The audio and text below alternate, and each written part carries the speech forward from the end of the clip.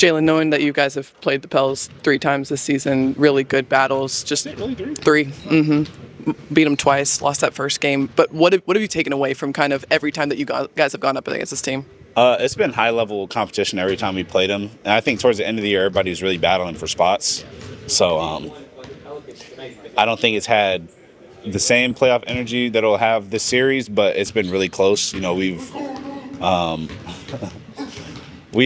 really compete well with them, and it's fun to play against a team that's that competitive. Yeah.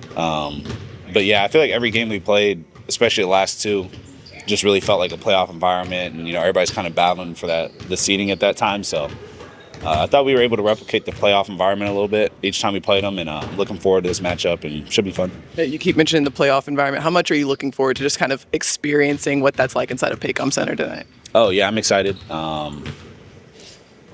I mean, you just kind of look back at all those teams and how loud it was. I'm looking forward to seeing that, firsthand. Obviously, being here and playing should be fun both ways. Even going to New Orleans, I think it'll be fun. So with a guy like Ingram, he's so tall, long, has a really high release point.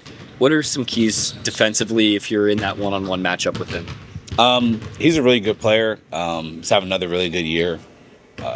I think whenever you're guarding good players like that, you try and guard them with all 5. It's not just one person. I think just all year, try and make it just difficult for him to get catches, and just obviously, you don't want to give any good player good easy looks. So it kind of starts early with him being comfortable, and then just kind of going from there. But it's going to be a team effort. It's not going to be one person out there playing one-on-one with him. And the second game you guys played, because Zion is expected to miss some time, like that lineup was without him, it was mostly centered around. Yeah, like what stands out to you about that game? I imagine you guys have watched some of that this week, that second game, and just what do you remember from that game? Trying to think. I think we did a good job of, like I said, just playing with all 5. Not just focusing on one person. They're a really good team. They have a good record. It's obviously just the West it's been so packed in this year. It's hard to really gauge that, but they've had a really good year. So I think with us, it was just kind of understanding our matchups and, kind of being ready to help each other and rotate. Obviously he's one of their main engines, but we want to, you can't throw everything at him and kind of let other guys get off because they're a really good team. So I think we did a good job of just kind of competing together as a team and, kind of trusting our game plan that we had set with everybody else, and then just try and make it as difficult as possible for BI. Mark the other day was just saying that all the cards are basically out there. There are no surprises because he's tried so much, experimented with so much. Just hearing that, like, how confident are you in just, everything that's already out there? Yeah. He kind of hit on the head with that. It's just, everybody's been in so many different positions on the team. We've thrown different looks throughout the course of the season that people probably didn't expect, or, even we didn't expect. So I think by that, we've kind of been prepared to be able to kind of handle different adjustments that teams might throw out, and so credit to him for that. But I think we're well prepared. We're ready to play. But guys have been in different spots all year, and we've taken on different roles as a team each game almost. So I think by him it was just kind of smart, and our coaching staff just kind of letting us be in different spots because now nothing will be new. Do you have any special fits lined up for the playoffs? Can't give us a hint of nothing? Might come in sandals or something. Who knows? I don't know. A suit, maybe? No suit. Honestly, the OKC weather is so hard to gauge. I don't know. I can't really trust their weather report. It's like one day it's supposed to rain and then it's humid. So now I'm out there in a hoodie and it's not raining and it's just hot. So we'll see. It's going to be a game time decision today. You guys are all obviously very excited for the postseason or the playoffs. Is there any challenge to sort of settle down going into this game so you're not too amped? Yeah, for sure. Whenever you have just high-stake games or any game where, it really means a lot, I think it's easy to let kind of like adrenaline. What's up, bro? It's easy to let adrenaline kind of take over and do stuff like that. But I feel like you also use it to your advantage, You don't ever want to be too calm going into games. So I think a little bit of that is good. I think nervousness and all that is good while you're playing. Just shows you care. So. But yeah, I think it's tough to be able to kind of tone it down a little bit just because we've been sitting here for 6 days kind of just amped up to play and try and hone that back in tonight into good nervous energy. Where do you sever those nerves? Like how much do you let that leak into the on-court conduct? Where do you cut that off? It's definitely different for each guy. For myself, honestly, just try and play like pretty calm music or something like that, or just try and just stay in the same routine that you've been in all year. And like I said, I just try and turn it into just playing as hard as I can and not really worrying about mistakes. And, kind of from there, basketball instinct takes over. You start to settle into the game a little more. But I think for me, I kind of just embrace it and just kind of let whatever nerves and all that stuff kind of happen, and then I just kind of settle into the game after that. When you say calm music, what are you talking about? I listen to like Lauryn Hill, or I don't know, I'm all over the place, like Rod Wave or something chill. It kind of just depends on the game. There's other games where, it could be the middle of January on a back-to-back. I'm probably not trying to listen to something calm, try and amp myself up a little bit, but kind of just depends. But for games like this, probably just something chill, nothing too loud, and just kind of go from there. Guys will, interact with the crowd when there's high moments and intense moments. You seem to do so in a pretty unique way. It almost feels like personal or intimate. You're like connecting with people. What's your perception of those moments? And do you actually like try to seek out individuals in some of those situations when you're really amped up? Honestly, it'd be a blur when I'm amped up. I'd just be kind of out there. Like sometimes I'll look at the videos and I'd be like, I don't even remember really doing that.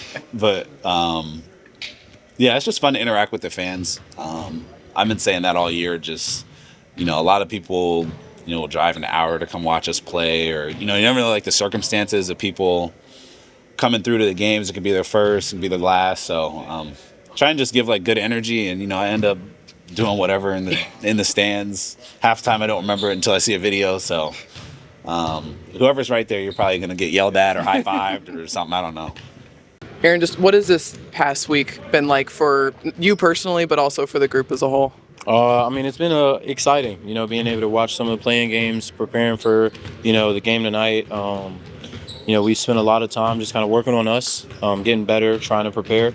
And at the same time, enjoying, the process leading up to, the game tonight and, the series to come. So guys are excited to, get back on the court playing, having a week off.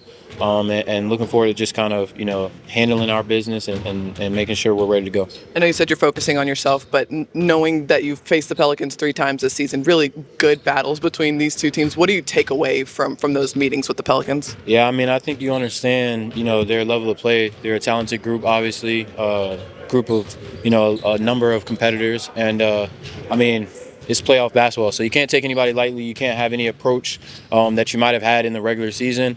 We understand that in the playoffs, there's a number of different, ways that teams are going to throw, just their game plans at you. So it's not too much that we've kind of, looked back on to, kind of compare to what to expect going into the playoffs. But, we've continued to kind of, look at personnel, look at, the things that have worked for us, and, just going to try to build on that in the playoffs. Even though you had this whole week, is there a bit of normalcy to the fact that you kind of have the 48 hours of practice and shoot around to prepare for them? Yeah, having, from Friday up until today to, knowing that that's who we're playing, we prep for it similar to how we have prepped for a lot of teams throughout the entire season and, in my time here. So, we've done a lot of, film and just preparation to make sure that we're, where we want to be as a team before our game. So, Aaron, along similar lines, Mark was just saying that all the cards you guys have are pretty much out there. Like, you guys have tried so much, there's nothing really that could come a surprise. And now, just how confident are you in what you guys have shown over that 82-game sample and what's already out there? Yeah, I think part of that is just the different schemes, rotations, a number of things that coaches kind of experimented with and tried throughout the 3 years I've been here and the regular season this year. On top of that, I think just the level of understanding that we as a team have for the way that we want to play, and what it takes for us to be a good team. I think that's the biggest thing that gives us a lot of confidence, because we understand each other's style of play and where we all can be successful. So playing off of that and having that type of chemistry and understanding of each other, I think is beneficial to us. How often do you think about the idea that, you mentioned since you've been here, they've tried so much, experimented so much on the markets and over there, like this, mad scientists, I guess, by now. Just knowing all that you've tried has led to this point. Like, what do you think about that?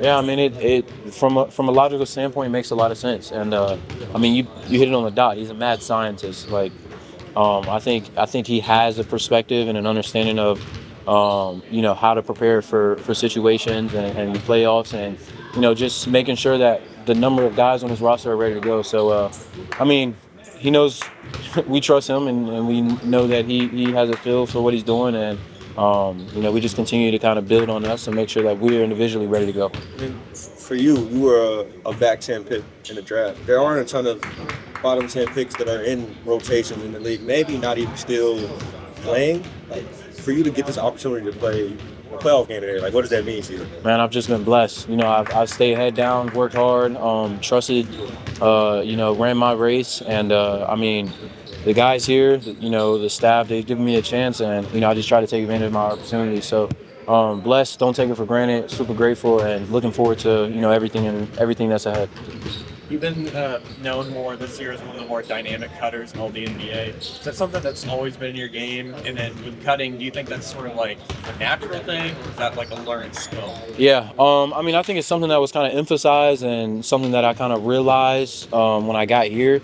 But I think for a long time, I've had a good feel for just spacing and finding, open space to kind of get the ball and make simple plays, create easy action. So I don't think I really realized how important or how, significant it was, both in my individual game and then obviously, playing in the NBA until I got here. But it's definitely a learned skill on top of just a feel for the game that I think I've kind of had for a while. So.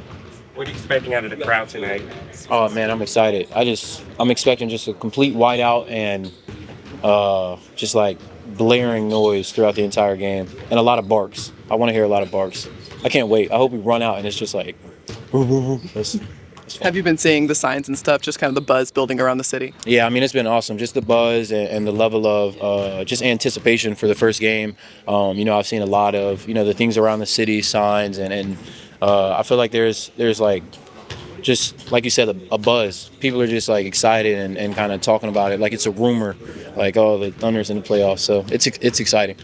You guys are a really good transition team offensively. Kind of what goes into being a good transition team? I think defensively, trying to get stops, making sure that we're rebounding and trying to, just play fast. We have guys who are athletic. We can shoot the ball. And when you have such a dynamic group and guys who can kind of do a little bit of everything, somebody gets the rebound, anybody can push it up the court, and that creates for just more opportunities and easier spacing once you get the ball across half. So.